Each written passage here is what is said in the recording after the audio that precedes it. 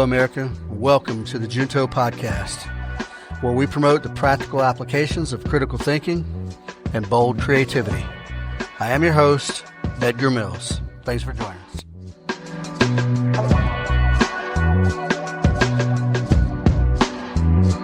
Hello, America. Welcome to episode 16, entitled Inspire, Educate, Mentor, and Motivate. So, the last couple of episodes may have had somewhat of a negative twist on them. So I'm trying to go a little lighter here, go a little easy on this. This also is me sort of pitching what I do to you guys in the great wide world and let you know what we do around here at Osprey Shooting Solutions and at Two Team Guys. So that's the question, right? That's the question I ask myself. How can I inspire? How can I educate? How can I mentor and motivate the masses? Anybody from any industry, from any skill level or blue collar, white collar, etc. Does my background stand up to that? Do I have enough cumulative experience short of education? Do I have enough life experience, wins and losses, ups and downs, etc., to be able to translate that and help you build a formidable team, a high-performing team, or just as an individual? I'm not sure the answer to that question. I think yes is the answer. There are plenty of guys out there with equal or better credentials than me who are doing such a thing. And there may be guys out there with less credentials than me doing such things. So I feel guided to do this. So speaking of my experience, and where does that pick up? I don't think it's just the military. Now, I'm going to go ahead and make a blanket statement and say that I do believe that anyone who does a career in the military has a set of skills that will allow them to be successful in any environment. I believe that. Now, if you want to break down specific branches of the Army and things like that, I think that holds more true for special forces than most others. But that's not to take away from any of the people in any of those other branches. It's not just the branch itself. It's not just the job itself. It's also the individual and what they choose to do or how far they choose to carry those skills and develop those out. Excuse me. So, I believe that even before the military, I believe my time as a bike messenger, and I know this sounds crazy, but my time as a bike messenger was very formative for me. Up until that time, I had not interacted with very many white-collar people at all, and I didn't understand. And to a large degree, I still don't. But I didn't understand that world very much at all. And oddly enough, I knew some of those people on a personal, friendly level, having a drink at the pub after hours and whatnot. But back in those days, it was all about physical resilience and sort of what you'd call tactical level problem solving. When you're riding your bike in and out of traffic in the Atlanta streets, you have to be on the job. You have to be highly focused. And that's all there is to it. And that alone trained my brain to be able to focus in sort of a high threat, high stakes environment. Now, I have been hit more than a few times by vehicles, sometimes by accident, sometimes on purpose. I have I used to tell people this all the time, and it's true. During the time that I was a bike messenger, I was also a bouncer on the weekend nights, well, throughout the week as well. And I saw more violence as a bike messenger than I did as a bouncer. The level of vitriol that the general public holds for people riding bikes on the city streets is unreal. I've had guys pull the gun on me driving down the road. I've had people throw unopened Coke cans at me and hit me. I've been in literal fights with pizza drivers and taxi drivers. I've been hit by little old ladies and intentionally ran down by a mail truck. Things like that. Anyway, and at the time, hey, it was fun, right? I was youngish. It was fun. It was a good time. It was just the cost of doing business. So at any rate, at the time, I didn't realize it, but looking back, I learned a lot from all that. At minimum, physically and on the fly problem solving. And then fast forward to the military, to SF and stuff like that. I learned a lot in the infantry, and I can tell you this: I learned more about leadership in the infantry than I did in SF. Now, there were different types of leaders in SF and the infantry. Different guys. Everywhere you go, there's different personality types, but also similar personality types. But the foundational principles of leadership, I learned that as an infantryman, as a fire team leader, and then a squad leader. It's tough being a junior leader in the infantry. It's tough. Everything as a squad leader, everything that your guys do that is low, negative, that comes back on you. And it turns out it was the same way in SF as well. No matter what the circumstance, no matter what the situation, if one of your guys, even at his house on a Sunday afternoon, did something illegal or did some domestic violence or got a DUI or anything like that, you were standing up in front of the man right along with him. And it was just that's a tough way to learn leadership. It's a tough way to learn leadership, but you do. You learn a lot about human nature as a young leader, because as a young leader, now, for good, better or worse, my leadership style kind of straddled a fine line between formal and informal in such a way that I always used the us against them sort of mentality. So that the guys in my fire team or the guys in my squad, they looked at me as one of them. And I kind of was always the black sheep as a junior leader to my leadership.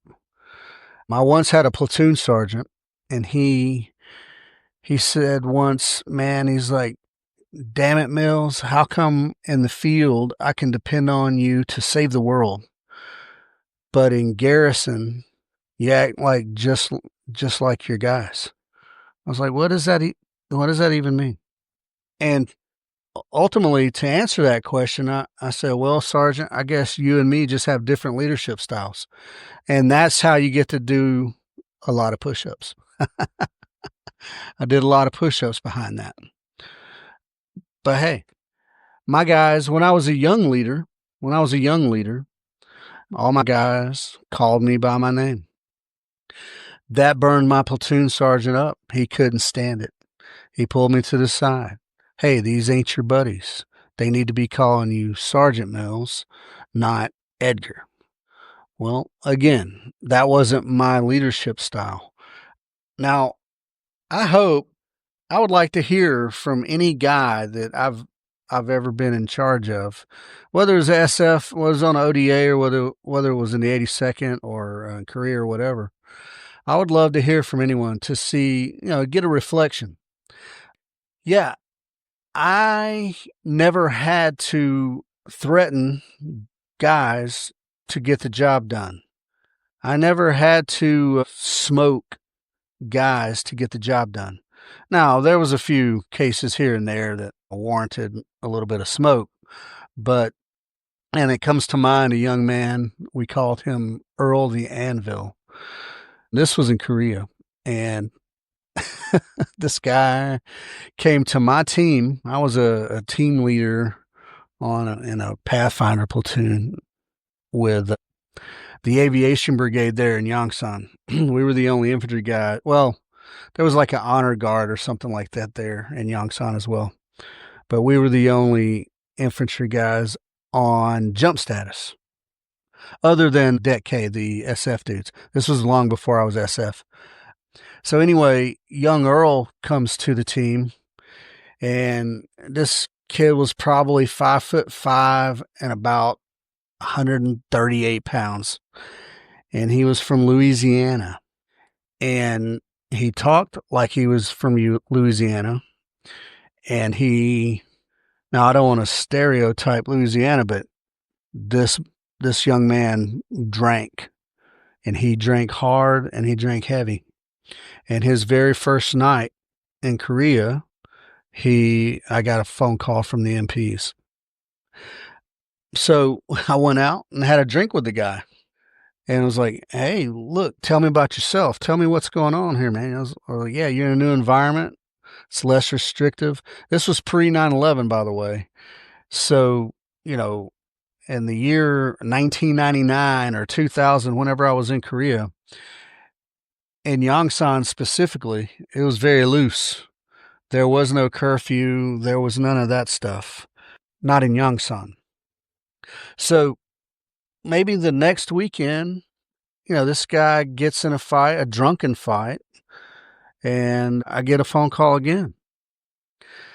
And so it took 3 incidents, right? And you can say that I was too lax or whatnot, but I was trying to give this guy the benefit of the doubt, every benefit of the doubt. But his third incident, we had in the Pathfinder platoon, we had what we called motivational tools. One of them was a big log that was painted infantry blue, and it was about a 4 or 5 man carry. It wasn't a full telephone pole, but almost. And then my best mate Tommy, we were, I can't remember how we come about it, but we were near is it the Han River? The big river right there in Seoul. We were down on a dock, and we found an anvil, a big ass anvil, just like on Bugs Bunny. And this thing probably weighed 100 pounds or possibly more. I don't know what increments they come in, but this thing was heavy. So young Earl, I didn't restrict him to the barracks or anything like that. I didn't even tell him he couldn't go off post. But everywhere he went, he had to have that anvil with him. So for the first couple of days, he had a rucksack and he had this friggin' anvil in it. And he was slogging down to the chow hall, and he even slogged out to a bar one night. But that didn't last because that anvil weighed almost as much as he did. So pretty soon, like, guys were bringing him go plates from the chow hall and stuff like that. At any rate, what was the learning point there? Well, alcohol weighs your brain down. It slows your thought process, right? You're not making good decisions. So the anvil slowed your body down. It weighed your body down so that you would have to think about your decisions. Every decision had to be very calculated. You couldn't just go out willy-nilly with this big-ass anvil. So I bet young Earl was happy to see Edgar Mills PCS from Korea. Call it how you want.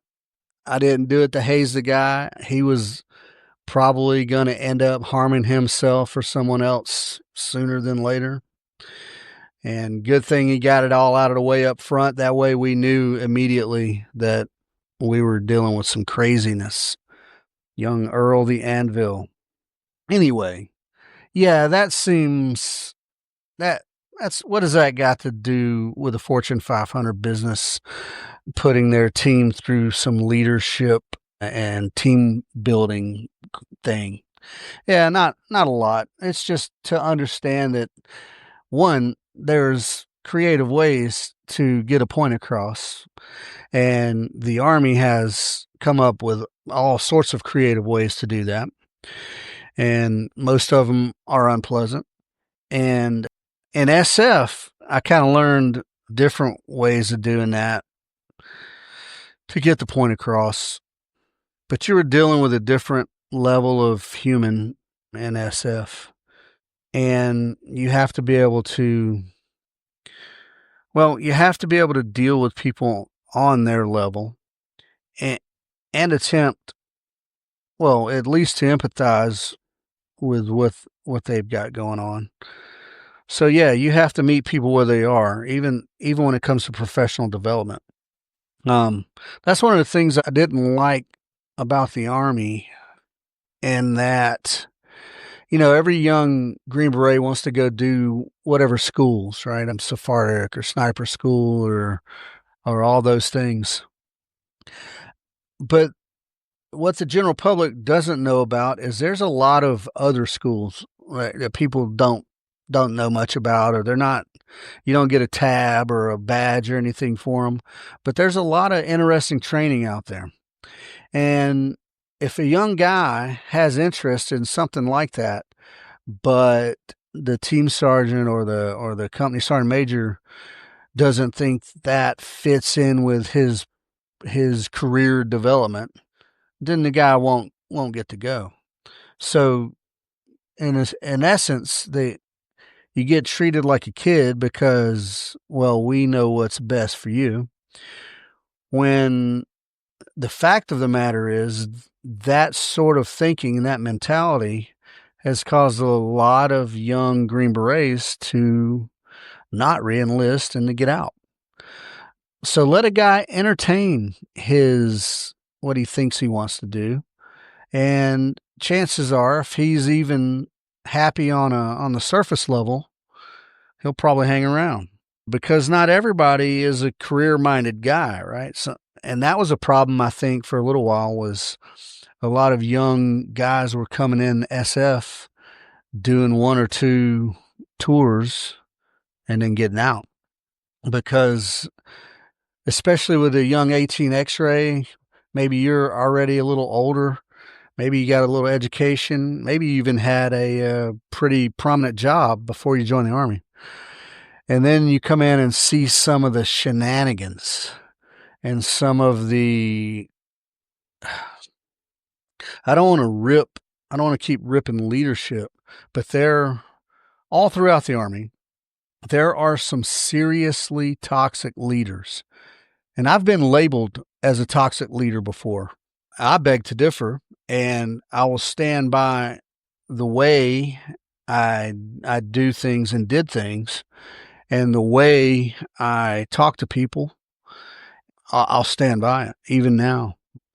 I'm a direct communicator. I think direct communication is very important.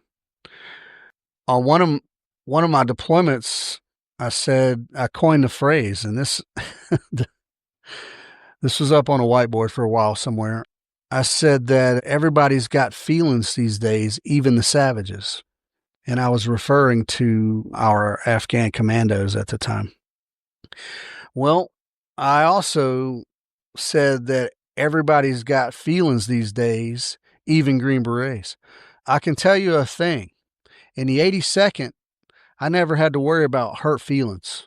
Everyone spoke directly, and usually with a healthy dose of expletives. that's the way it was. Even the officers, when addressing and dealing with NCOs, they were throwing F-bombs, and there was no tap dancing.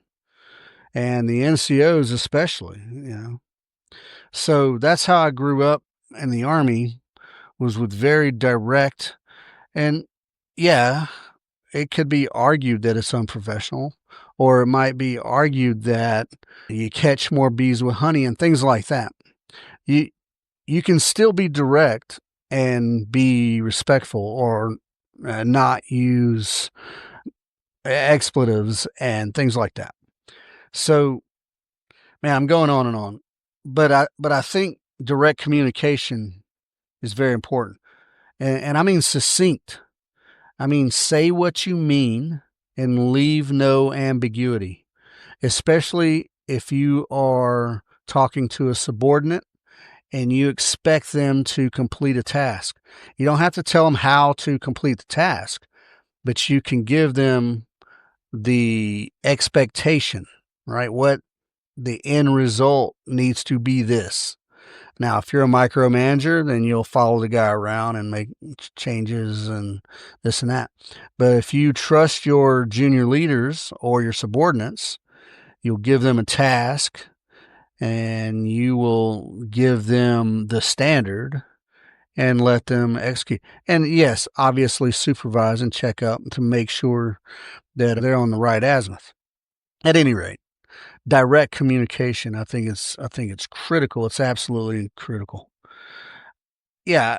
So leadership, the things I learned a lot of stuff from leadership. And I'll tell you another thing in the military where I learned some new and different things that I didn't want to learn. And that's when I went to SOCOM.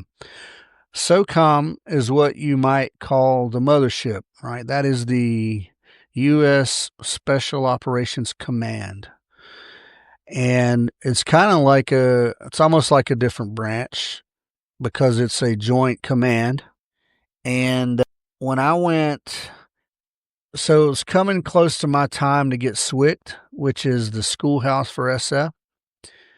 So I volunteered to go to SOCOM because, one, it's in Florida, and that was closer to where we lived, or Georgia. And I wanted to see family and things like that. And, at the time, I was still struggling with an injury.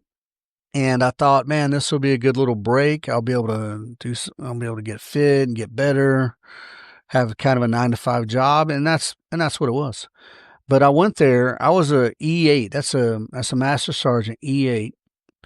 And I was one of the lowest ranking dudes walking the streets there. Yeah, there was a whole bunch of colonels, light colonels, and majors everywhere from all different branches. It was a crazy mix. And, I worked at JSAL, and that was a very odd, what I call a perverse mixture of military and intellectual academia. The president of the JSAL was a former Air Force guy, but he was, and I think he might have been a 2-star. Well, I don't know what he retired as, but his SES grade was equivalent to a 2-star. And some of the instructors, so in the instructor training course that I took there at SOCOM, it was called Methods of Instruction at the time. 2 or 3 of the instructors of that course were PhD level people. And that's crazy. To me, that was crazy, right? These people were at this extremely high level of intellect and education. And, I was trying to just hang on and learn what I could learn. I found that there was a lot of, I don't know what the word I'm looking for. I was the operations sergeant for the Senior Enlistment Academy. And, people can fill in the blank on what they think that job means or does. But the fact of the matter is there wasn't much physical work to do with the exception of the very beginning of a course when the Sergeant Major course started or Senior Enlisted course started, and then at the very end when they were graduating and things like that.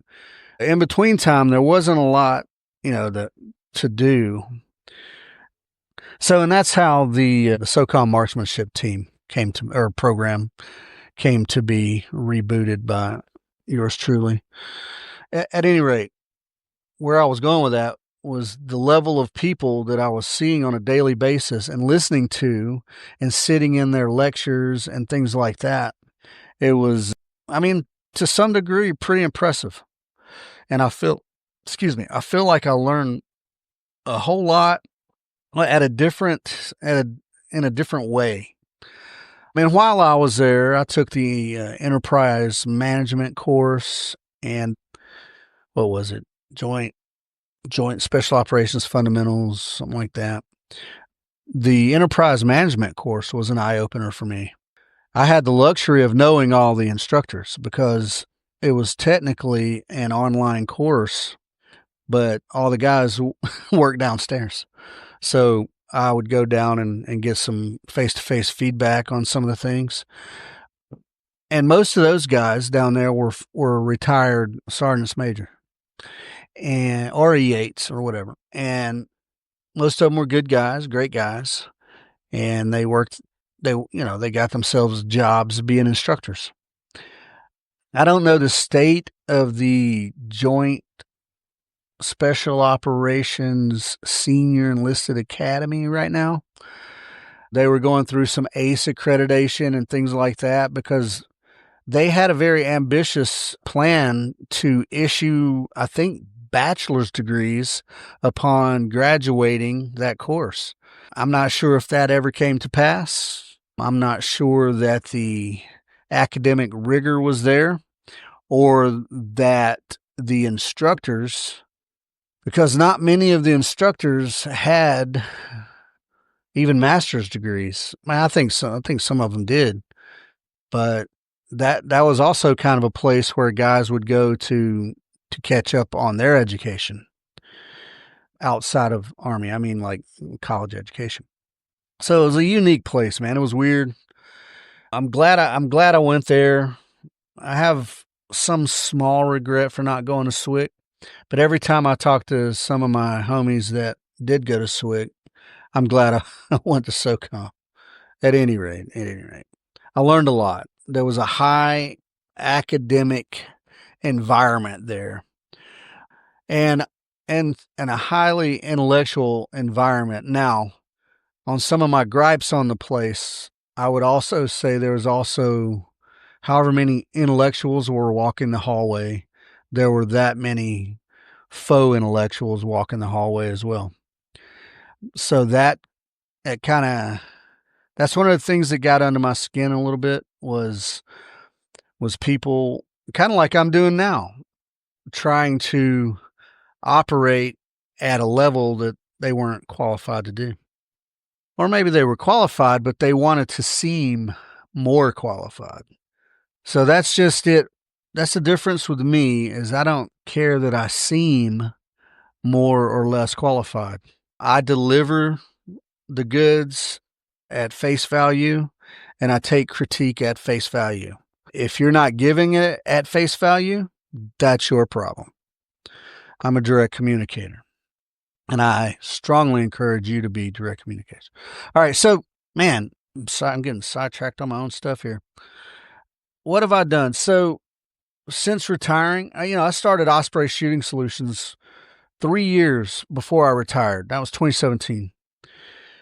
And while in Colorado, my son and I made a very good go of it, doing it as a sort of a part-time gig.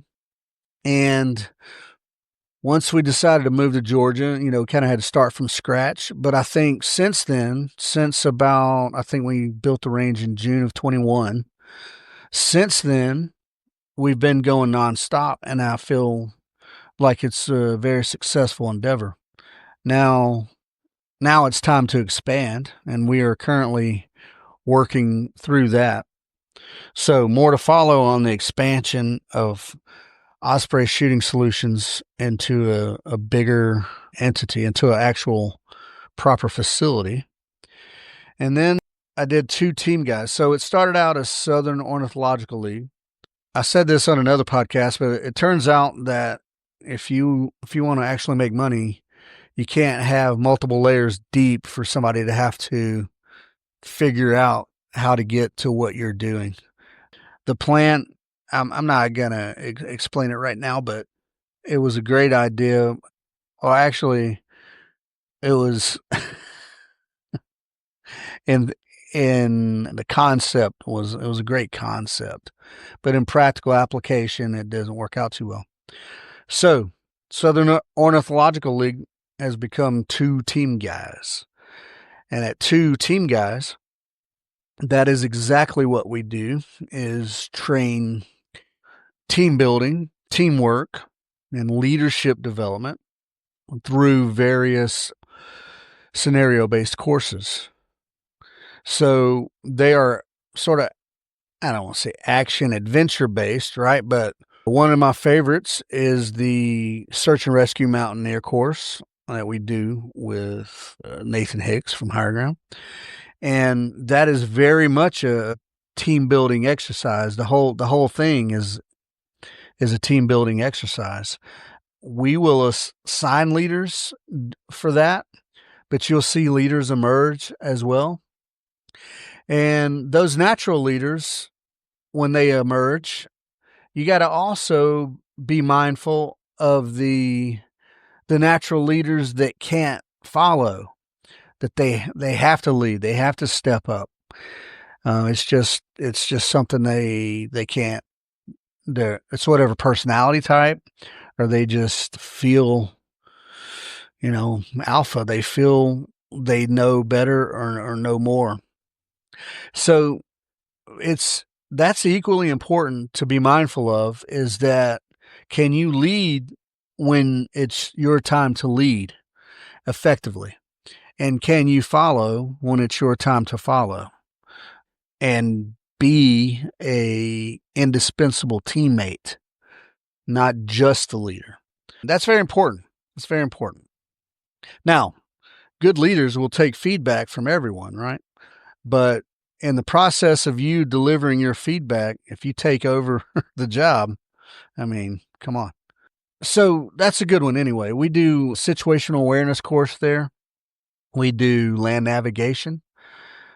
Now, land navigation can be done in a team format. And in fact, coming up soon, we're going to be doing that. It's going to be kind of a team race, an orienteering type race. So there you can sort of develop your teamwork, because there's a lot of resilience involved in there, especially when you're covering a lot of ground. But that's all about individual resilience as well, is being able to make a decision based off some very technical skill, by the way, and being confident with that decision, and then be able to carry out that decision. Because there is some very sad and poopy feelings when you're out lost in the woods in the middle of the night. It's hard to recover if you discover that you're lost, and hopefully lost or hopelessly lost. If you know you're close to a point and you just do a search pattern, and you might be able to find it. But if you know you're just out there flapping and you're looking at your map and there's not even a trail in one direction or the other for a couple of kilometers, man, that's just a poopy sad feeling. So that's a good course for resilience, right? Not only team building, but for resilience. What else we do? Long range evasion is a good one. That's a very much a team building event. And again, team leaders emerge from that. We don't assign leaders on that, but you do move as a team, and you have to make decisions as a team. And some of those decisions could be costly, and to the point that you may end up with a black hood on your head. And then a couple of the big courses we have a special operations experience. Now, mind you, folks, this is not a course to teach you how to be a operator, commando, right?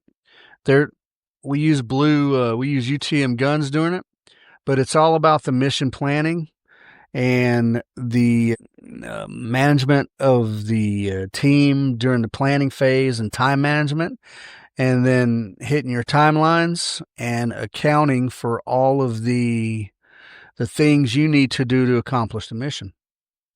And that one has consequences as well. And then we have a very educational course, and that is surviving captivity.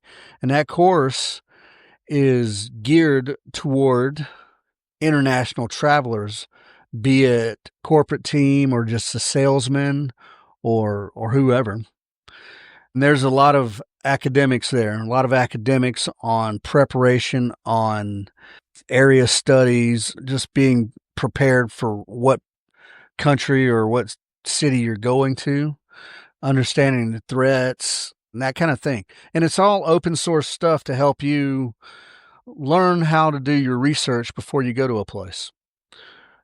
And then, yes, there's a captivity portion of that, and I'll just leave it at that. There's a lot of teamwork involved, a lot of individual resilience involved.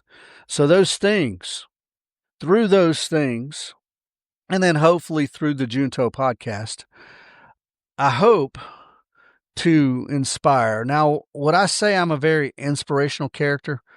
No, not really. I don't think so. Now, my story may inspire some folks. Some people are just enamored with, special operations guys or whatever.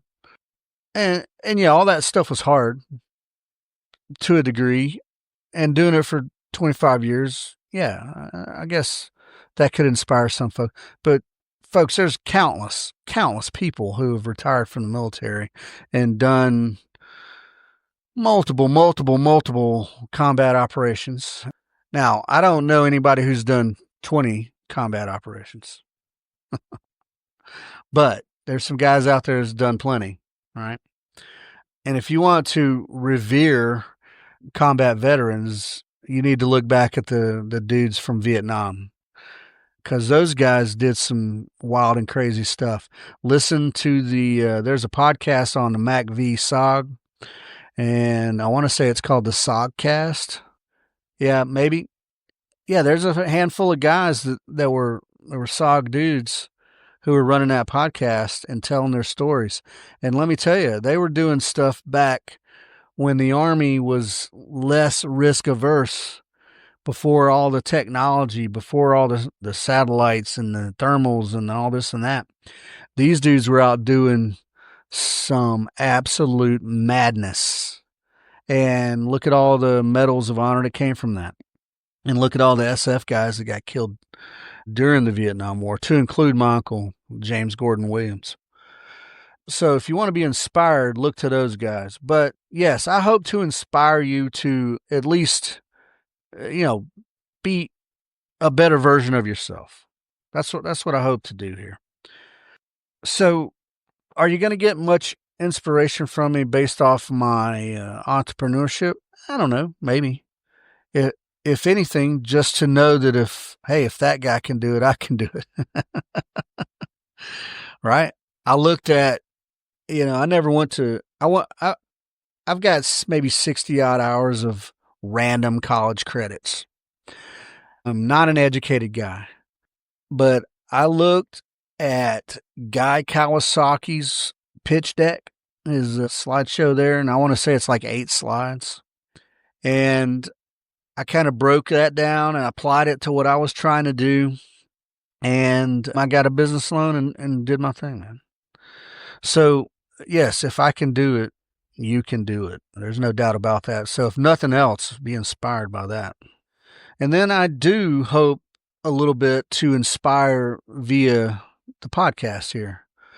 A couple of friends of mine came up with the idea of doing a podcast, and they came up with the Junto Club, which was, is modeled after Benjamin Franklin's club back in the old days, 1727 to be exact, where they would sit together at a pub, maybe have a couple beers, and discuss all the things that were important to business, religion, politics, art, philosophy, etc. So that's why the podcast is what it is, so that we can talk about just any number of things and have just anyone on. If you have something to offer that may be inspiring, then boom, there it is. And then what else do I hope to do here? To educate.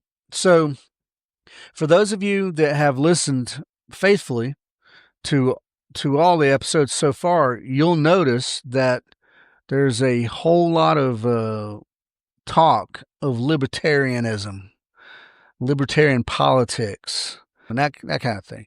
So that is chiefly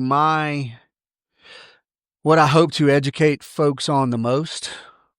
But also, and I'm no counselor, folks. I'm no counselor. But also, I hope to educate people on ways to kind of escape darkness, emotional or mental darkness or torment, ways that you can kind of fight through, prioritize your feelings and your emotions and your actions, and try to be a better version of yourself, if not for yourself, for your family, and etc. So that's another place that I'm trying to educate on. I've got plenty of life experience dealing with plenty of unique stories of people who were suicidal or just serial poor decision makers, right? Like they just couldn't seem to make a good decision to save their life. So hopefully my life experience, even my military experience dealing with different personalities can help fight through those types of issues and help educate you guys on those types of issues. What else? Inspire, educate, mentor. Yes. So those of you that have trained with me, either through OSS or two team guys or anything else, I am teaching technical skills here and there. Yes, without a doubt. But hopefully I am, without directly saying so, hopefully I am mentoring you as well, especially when it comes to like law enforcement, for instance. Yes, you're out trying to learn to shoot your gun better, but we can also talk about, the responsibility of taking life, the emotional toll, and the sort of emotional trauma even of taking life, or even losing a homie, and things like that. So hopefully through the training, the little side conversations and things like that, that I can, mentor you a little bit to help not give you a path to go on, but show you a direction that I've been before. And maybe you might find that direction helpful. We talk a lot, whatever course I'm doing, we talk about, well, good guys and bad guys, right? That's the simplest term, but being a good guy, which means your ethical standards and your integrity and the way you interact with your teammates and your leadership and your subordinates and things like that. So, yeah, I think mentorship is a thing that I think is very important. I can name you about 3 solid mentors I've had in my life that I wouldn't trade those guys for anything. I think it's just critical. I think it's absolute critical to have that mentorship. Now, leadership doesn't necessarily mean mentorship. It can, but it doesn't necessarily. You can be a good sort of rigid textbook leader and be a crappy mentor. And then I think the reverse is true. I think you can be a good mentor and not necessarily be the best leader. I I've strived to be both. I know a couple of CSMs that would tell you that I was not a good leader, but I know plenty of dudes that would tell you I am a good leader. So who who am I going to listen to? I don't know. Probably a little bit of both, right? Mentorship. I think, and if you got some experience, if you're an older guy, I think it's important to mentor young guys. Now, look, ideally, your dad would be your number one mentor, ideally. Well, some people don't have their dad anymore. Some people have absentee dads, alcoholic dads, etc. Or just simply out of touch dads, you know. Your dad might be a sweet guy and just never had an ounce of leadership skill in his life or mentorship skill or whatever. So I think it's important as men in general that we look at younger guys and not critique so much as just help them sort of see the way. Now, if you're traveling a screwed up path, you know, disregard. Make sure your path is correct first. And it's taken me many years to get my path somewhat straight, right? Somewhat straightened out. There's still a curve here and there.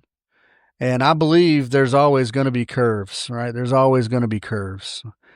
If it was just going to be easy, like what's the point, right? You don't learn from easy. You learn from adversity. You learn from challenge and hardship and that kind of thing. So not only do I aim to mentor people who I come in contact with, I aim to develop mentors so that they can pass on the goodness. I think that's critical. And it's for work, for home life, for parenthood. The whole works, man. Mentorship is absolutely critical. And I stand by that. And I welcome feedback on if you've got anything that, if you've trained with me before, if you worked with me before. I welcome the feedback or critique, I mean. And then finally, motivation, right? So inspire, educate, mentor, motivate. That sounds like a book. It sounds like a cliche. Motivate. Now, I've talked about motivation before, motivation versus discipline. I would like to be able to motivate you to do a thing, to do hard things, to want to do hard things. I would like to motivate you through things I do on the podcast or write on my blog, to do some independent study on libertarianism or the Libertarian Party of Georgia. And I would like to motivate you through, now I don't tell a whole lot of war stories, but if we're one-on-one and you ask me a specific question, I'll answer. But maybe through some war stories, you might get a little motivation. What I hope motivates you to be a good shooter anyway, is that I demonstrate and you think, oh, wow, that's really good. I'm motivated to do that. And that's down at its most simplistic level when it comes to shooting guns. But as far as motivation goes, yeah, motivation's fleeting, right? I want you to be motivated. I want you to be motivated to be a curious human. Go out and explore the world and explore art, music, and those types of things. But cultivate discipline for the things that you have the interest in. Yeah, cultivate discipline. And we're grown-ups and we're busy and we got kids and grandkids and all sorts of things. There's only so much time in a day. But you can prioritize some things and you can work on those things and still participate in life, right? You don't have to exclude yourself and dedicate I mean, shooting, right? You're not going to take your 4-year-old grandson down on the range, but you can make time for a few things that you prioritize. Like your family should always have some, like pretty much the biggest priority. But oftentimes, like one of my sons, for instance, his priority right now is to take care of his family. Well, what that means for him right now is to work shift after shift after shift between the fire department and the ambulance, just to make enough money to to live and pay for all the things. Right? They got 4 kids. In today's society, yeah, 4 kids and a one working parent is pretty rough. So he prioritizes his family.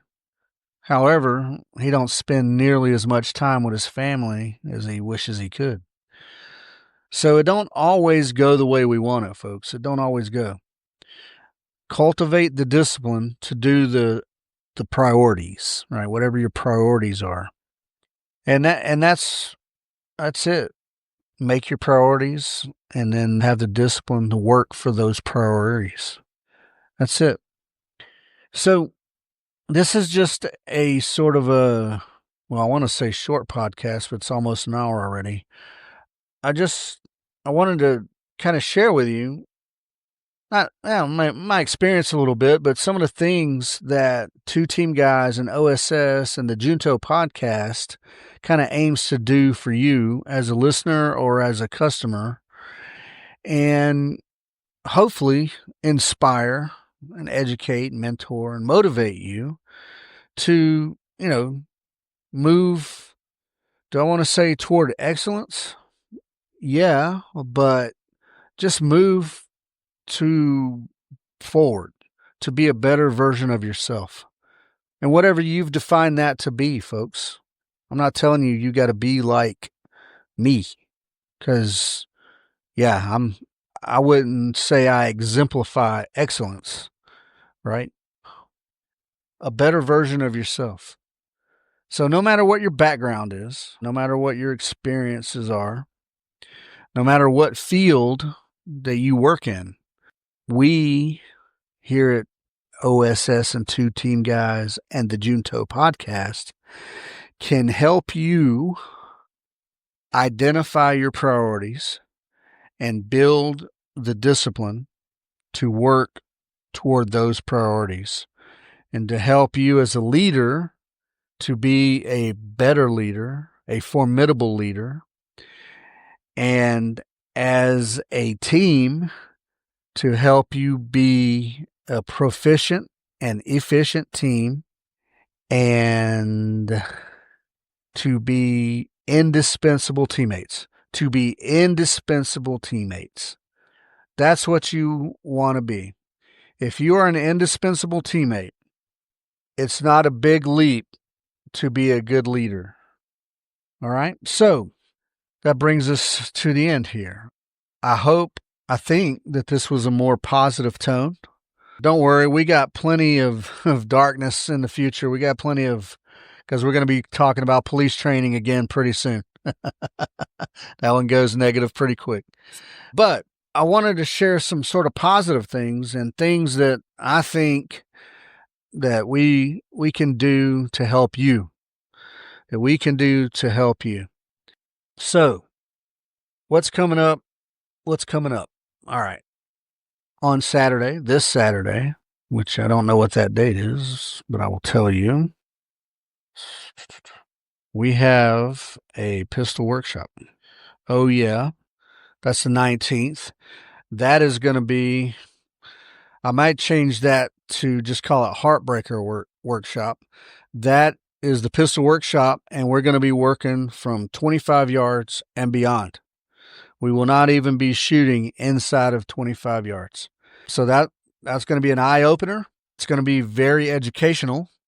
And I think doing that the way we're going to do it, I think you will see, or at least have a solid foundation for some accuracy improvement, like pretty quick. Yeah, that one's gonna be tough. And then what's coming up after that? The following weekend we have a wild card day. And then the wild card day is random drills. We'll shoot 3 or 4 random drills, and then we will run the Blackjack 33 challenge. And if you score 90% or better on that, you will earn yourself a coin. And you can read all about that on ospreyshootingsolutions.com. There's a menu item across the top that says BJ33. There's a backstory to that coin, and it's all about my Uncle Jimmy, my Uncle James Gordon Williams, who was killed in Vietnam in 1967. And the coin is near and dear to me. I did the art myself, and I think it's an awesome way to memorialize my family member who I took inspiration from, right? My dad was an infantryman for about 4 or 5 years, and my uncle James Gordon Williams he started out as a commo guy in the 82nd, and then went to 5th Special Forces Group as a commo guy, 18 Echo or whatever it was called then. And he was on a mobile guerrilla force. And there's a book called Blackjack 33 written by Jim Donahue that has a firsthand account of my uncle as a point man on a recon patrol. And they walked into a firefight and he got killed. And not to be morbid, but it was crazy and awesome to read about that when I found that book. So anyway, that's what's coming up, folks. And then again, keep in mind, twoteamguys.com. We're going to be doing a land nav course in September, and there's going to be probably about 3 or 4 slots available for that. And that's the 3-day. That's the one overnighter in the Talladega National Forest. So it's not for the weak or faint-hearted, and you're going to be able to do that as a 2-man team. So, and we provide all the gear and equipment to do that. You just need to show up with some good shoes on and fit and hydrated and all that stuff. All right, folks. Thanks again for listening. I appreciate you guys. You don't know how much I appreciate you. And thanks for listening. Thanks for reading the blogs. And thanks for following on all the socials. And I appreciate you all. And I love you guys. Take care.